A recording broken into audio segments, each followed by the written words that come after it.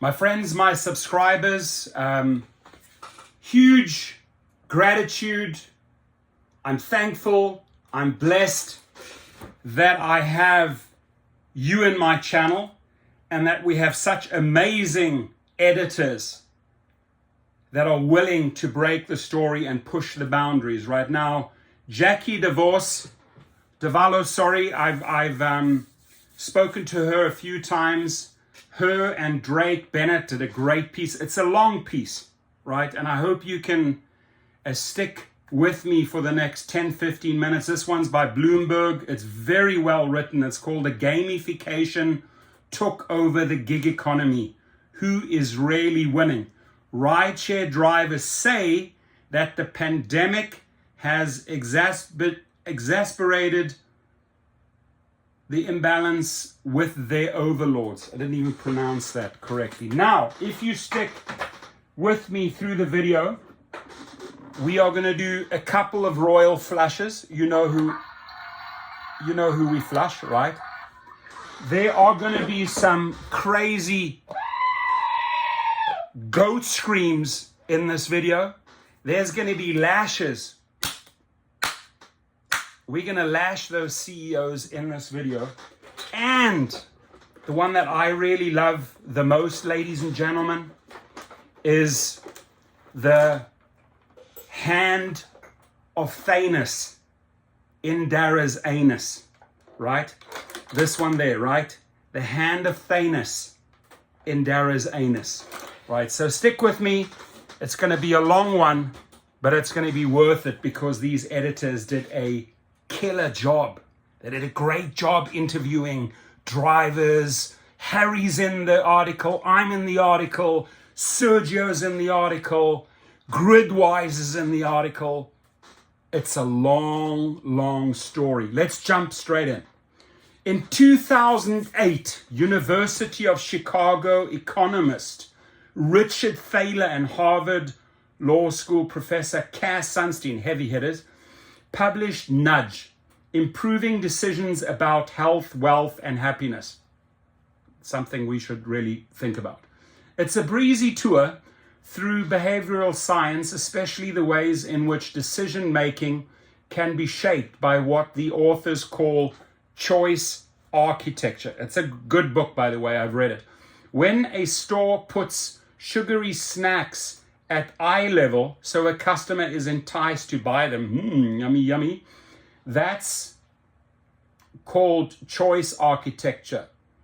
And when credit card companies set low minimum payments to get people to pay interest, that's choice architecture too. The book's argument is that we should enlist so-called nudges to socially beneficial ends, such as automatically enrolling workers in 401k plans. In the years since the book's release, policymakers have occasionally adopted the ideas with mixed results. Where nudges have really caught on is in the part of the tech world that uses algorithms. What do we think about algorithms? We don't like them. To mobilize and manage freelance workers, armed with troves of data and the quickly improving capabilities of machine learning, online platforms such as Uber Technologies Incorporated and Lyft Incorporated use nudges to coordinate millions of independent workers and extract maximum productivity. One cannot say it better, right? That's why when you read the book, you'll understand what these nudges are. Uber and Lyft use these nudges very, very well to extract maximum profitability through their algorithms. This model let Uber scale quickly with the force of a command and control structure, even while corporate framed its drivers as independent, self-directed, and entrepreneurial. The company's rapid growth was seen as proof that the human-machine relationship could work, and it became a template for a generation of startups looking to take a cut of people's labor without putting them on staff. The concept of directly connecting customers to contractors paved the way for marketplaces including home cleaning, handy pet sitting, Rover, and of course food delivery, Grubhub, DoorDash, Uber Eats. Right? And we carry on. For more than a decade now, gig economy companies have told workers that signing up for rideshare or delivery side hustles will allow them to be their own boss, to choose how and when to work in a way that fits their lifestyles. Instead, workers have found themselves managed by incentives and code, right? You get managed by incentives and code. Sophisticated software holds real-time auctions every second, matching prospective customers with drivers or couriers in a vast marketplace. The system, the businesses tell investors, lets them grow and, if necessary, shrink faster and with less friction than a company reliant on old economy ideas such as salaries, employees, and managers. If the practical application of nudge theory sounds like a win-win, then the companies accomplished their mission. To many drivers, the flexibility of their contractor status is indeed a benefit, but many also describe an experience plagued by uncertainty and arbitrariness. The business model they participate in depends on a asymmetry of power and information. Typically, for example, they have to decide whether to accept a ride without knowing where the pickup or drop-off will be. Unable to assess how much money a trip will bring, they are at a disadvantage in the great labor bidding scrum. Scrum is like rugby. They call us independent workers as if we have control over what goes on in the app, says Anthony Arnold, who drives in Las Vegas. Sure, you can make a bit of money, but it's not going to be on your terms. He's right. Even before COVID-19, in other words, being managed by a ride-hailing app felt like competing with a willy, well-funded operation that knew how to keep drivers driving, tip the odds away from them and take a bit more of their money. And today the number of variables has only grown. Drivers say rates fluctuate more and more now that making an informed decision about what rides to accept is predicated on a game whose rules are constantly changing. It is as if the app that governs their work life has taken the uncertainty of the current moment, fed off it, and supercharged it. In the process, the whole intricately choreographed system built on the software is being put to an unprecedented test. Once drivers log on, the platforms keep tabs on their every move, the percentage of available pickups that they accept, the time of day they typically work, the neighborhoods they prefer, the ratings passengers assign after a ride. For their part, drivers see a dashboard with bar charts of weekly earnings, trips completed, and fare breakdowns, but their visibility is limited. Take surge pricing. If demand in an area outpaces supply, the apps light up with flashing spots on a heat map and fares climb to draw cars. The platforms send push notifications to drivers who are about to log off, telling them how close they are to advancing to the next performance tier, which unlocks benefits such as the ability to see a trip's duration and direction. Or, as in a video game, bonus offers pop up, $30 say, for completing 10 executive rides. What should be a straightforward chance to make more money can be a Kafkaesque ritual benefiting the platforms more than the drivers. Insistent pings prompt them to accept a fare before they've completed the one they're on. Drivers are also part of rewards programs. They accumulate points by being behind the wheel at certain hours, maintaining high customer approval ratings, and keeping cancellation rates low. The points help them reach higher tiers and are redeemable for discounts on fuel and repairs. But the thresholds for qualifying for various perks can be stringent, such as needing to accept 9 out of 10 rides or keeping an almost perfect customer rating. And after a qualifying period, Uber is 3 months, the score resets. This, my friends, I find bullshit, right? They should take this system of extracting, of manipulating, and flush it down the toilet. It is unacceptable what they are doing to drivers. It is very well documented and explained here.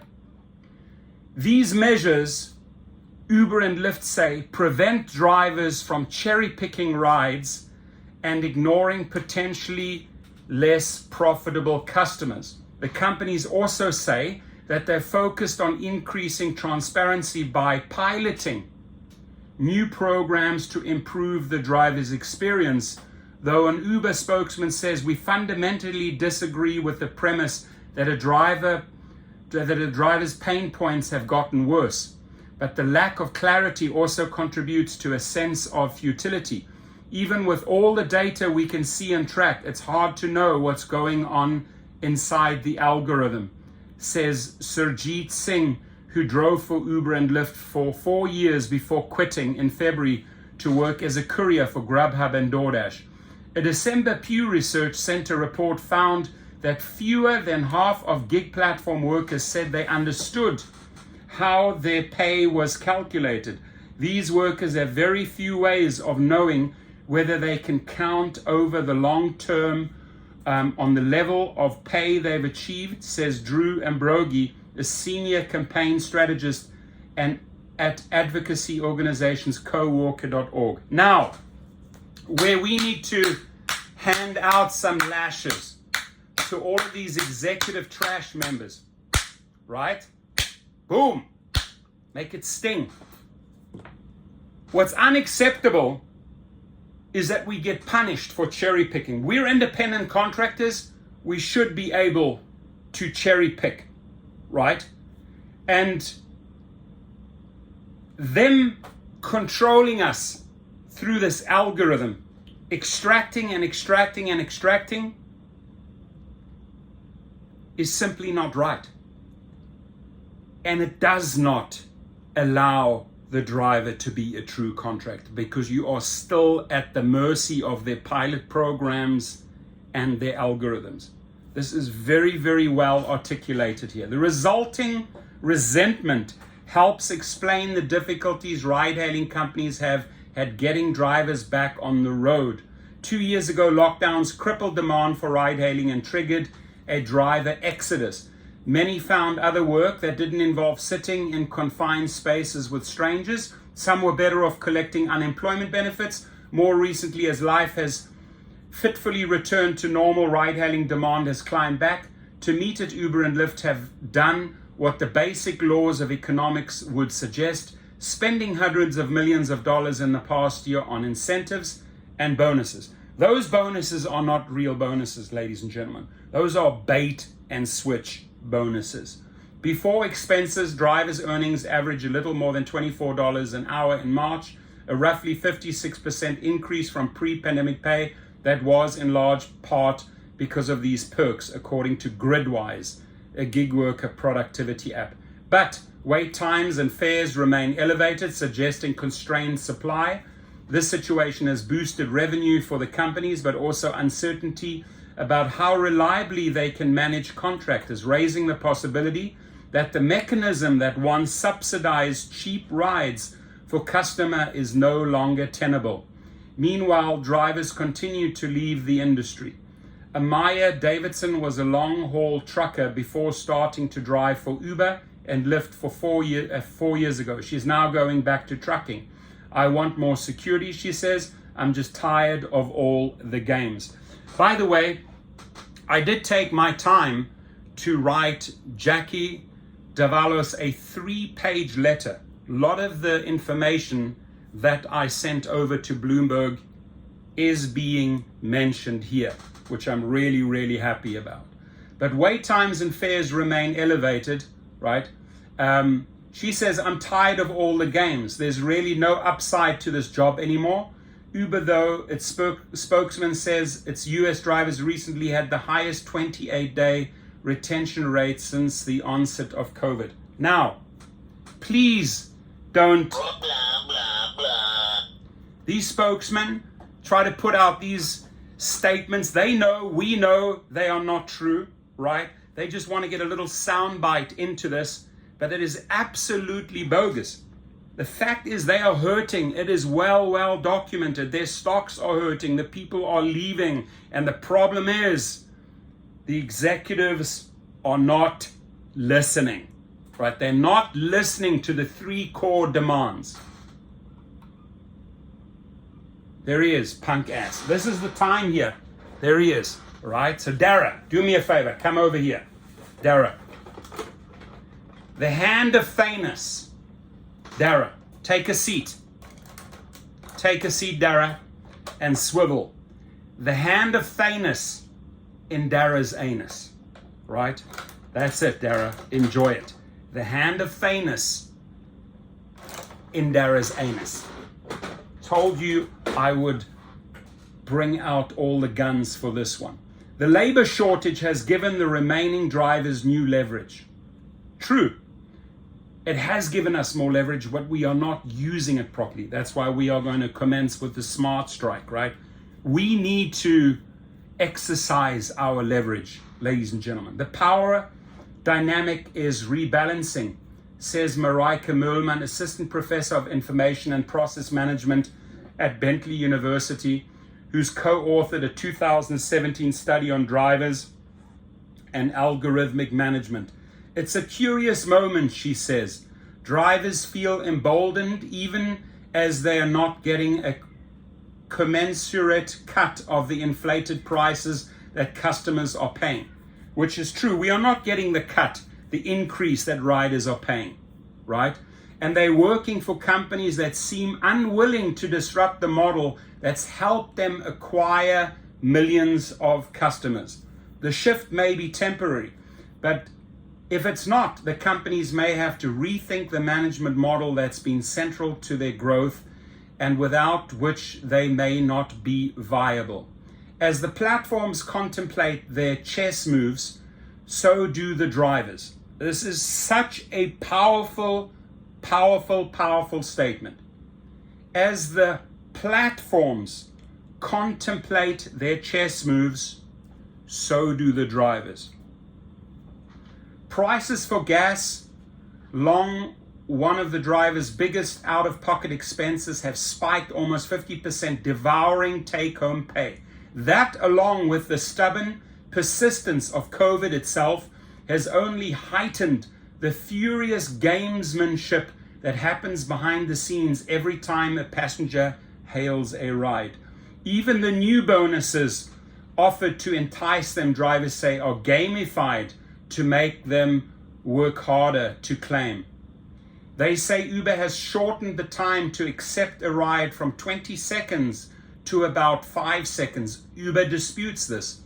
Its spokesman says drivers have as much time now, more than 10 seconds, as they've always had. In September, Lyft tweaked its surge pricing model by replacing personal power zone heat maps, which rewarded drivers for flocking to high demand areas, by offering rewards with dollar amounts that increased the longer a driver stayed in the zone. Then came bonus zones, and the dollar amount stopped increasing. Bonus zones may update based on how busy it is in real time, according to Lyft's website. The companies have also made subtle policy changes that, in combination can affect income. Last year, Lyft changed the fee drivers collect when a rider cancels from a flat $5 to a variable amount, often less than $5, based on how quickly the cancellation was made. Uber tweaked its surge pricing incentives, which vary by market, by replacing a multiplier on fares with a set dollar amount. A $20 fare with a 2x bonus was $40. Now it's $22. Recently, Uber rolled out a feature called upfront fares that lets drivers see more details of a prospective ride before accepting it. The company says this lets drivers exercise more control, but the update came with a trade-off. Uber removed the ability to see how pay, typically based on fixed time and distance rates, is calculated. Where before drivers had 2 data points, they now have only one, the flat fare. This, by the way, is a fantastic guy. His name is Sergio Avidian, the ride-hailing coach. He charges $75 for a 45-minute consultation.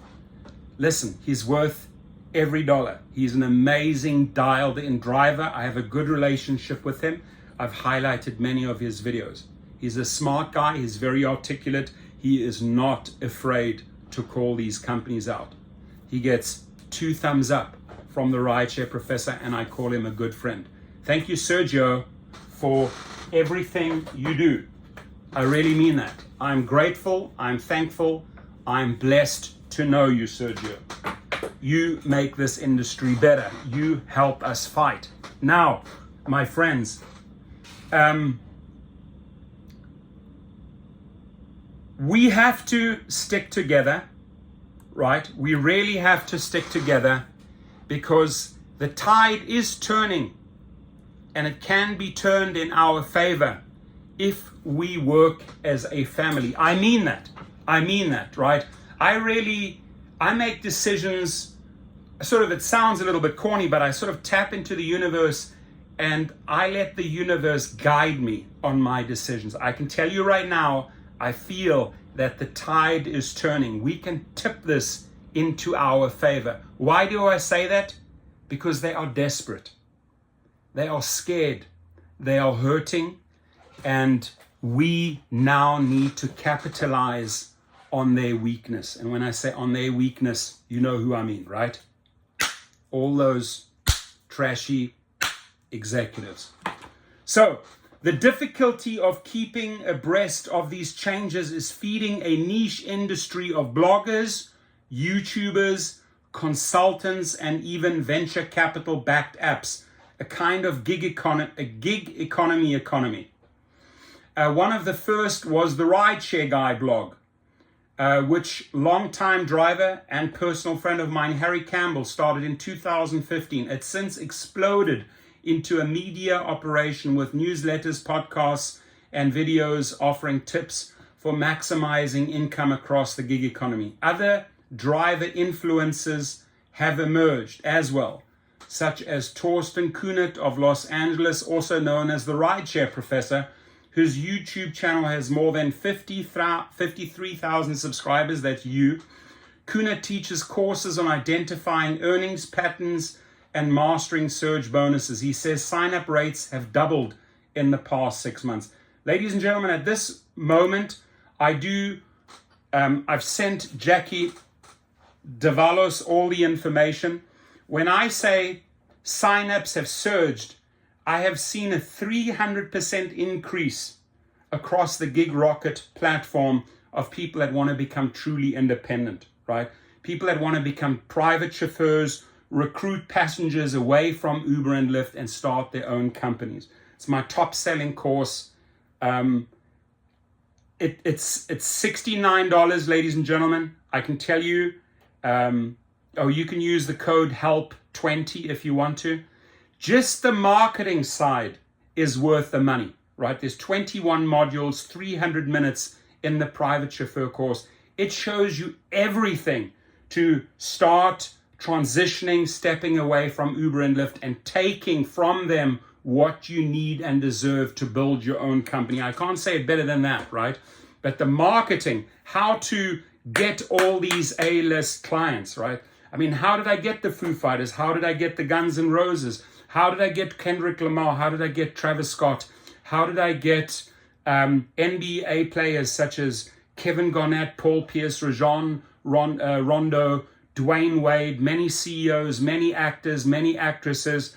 How did I get all of these people? I followed and built a formula that I teach. Just that in this course is worth all the money. Then where we've also seen great success, ladies and gentlemen, is in, there it is, Gig Rocket on the top, is in the course Deactivated to Reactivated. Too quickly do they deactivate you, kick you off the platform, especially high trip drivers, right? It is paralyzing, it is frustrating, causes so much anxiety and stress when you get kicked off. You're not expecting it, but one rider, false rider report, oh, he smelled like alcohol, he smelled like marijuana, he was driving erratic. You're off, and then you have to fight your way back in. That's what we do here, right? We work with paralegals, we work with attorneys, we help you file court documents, whatever it needs to get your account back, to mediate with these companies and get back into the front seat. So it's all there. Straight back into the article. The difficulty of keeping abreast of these changes is feeding a niche industry of bloggers, YouTubers, and consultants, right? So as I mentioned there, sign-up rates have doubled in the past 6 months. Sign-up rates for the private chauffeur course have actually tripled, 300% in the last 6 months. Some startups are offering to simplify the calculations behind take-home pay. Solo, which I've given many shout-outs, they're fantastic. They're in Seattle. They were founded in 2020 by former Uber executives, announced last year that it had raised $5.5 million. Congratulations, Solo. Its app gives drivers hour-by-hour earnings predictions, and the company has promised to make up the difference if their projections mislead drivers. Check them out, right? So it's possible to look at all this and see signs of hope for drivers. I hope so. They now have a slew of options, says Gad Alon, a professor at the Wharton School, it's a great school by the way, who studies the gig economy. His research estimates that about 86% of drivers work across multiple apps, driving for Uber and Lyft, for example, while delivering for DoorDash and Instacart.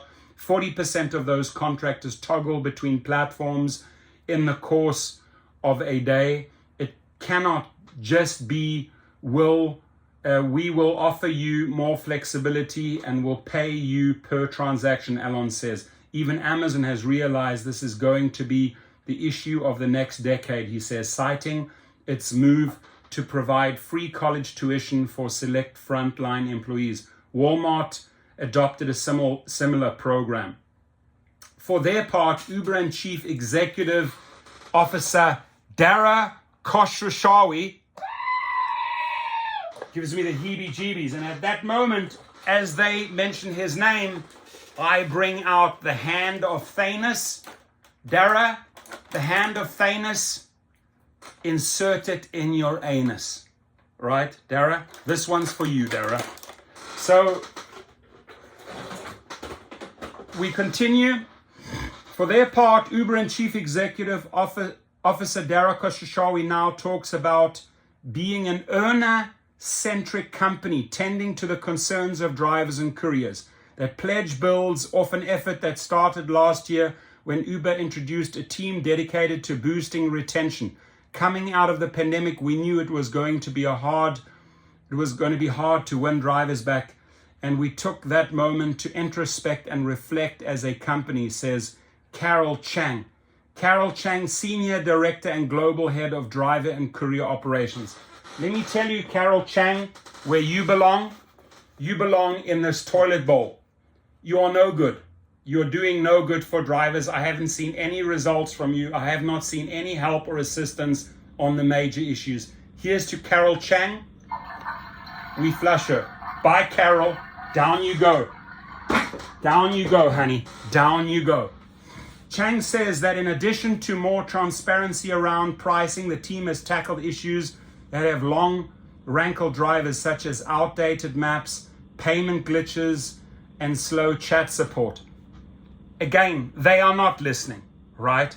Just her quoting those three. It's actually earnings that we're after, better safety, and gas assistance. Those are the three. Correct me if I'm wrong, ladies and gentlemen.